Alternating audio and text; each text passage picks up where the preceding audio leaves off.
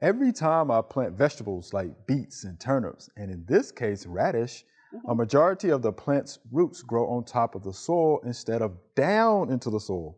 I use raised beds and have compost in all of them. What am I doing wrong? And this is John in Memphis, Tennessee. So is he doing anything wrong? Well, not yes and no, because,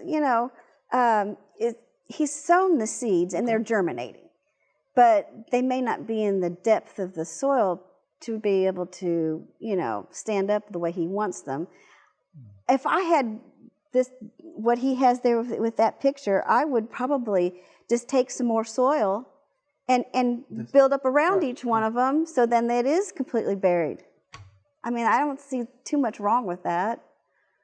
Right, I would do that too, because from the picture, this seems like you could just put some more soil on that. Put some more soil around it, because we do know the majority of your vegetables have shallow root systems. Yes. Right. They don't have deep tap root systems. So it seems like you can.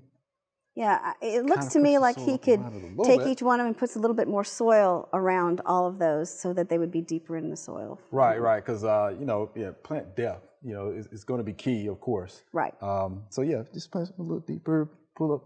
Yeah, I wouldn't want to plant the seeds in Not deeper. the seed, right. But once they come up and they're doing that, right. I would like to see more soil around them. Yeah, because we don't know if these are, seeds or transplants. But I wouldn't plant the seeds too deep, of course. But if they're transplants, then yeah, you can transplant them and put some more soil around it. It should be fine. Okay. But he has raised beds and compost, so he's doing the right thing. He's doing the right thing. You're doing the right things. Hope you enjoyed the video. We would love to get more questions from you. So be sure to leave us some comments.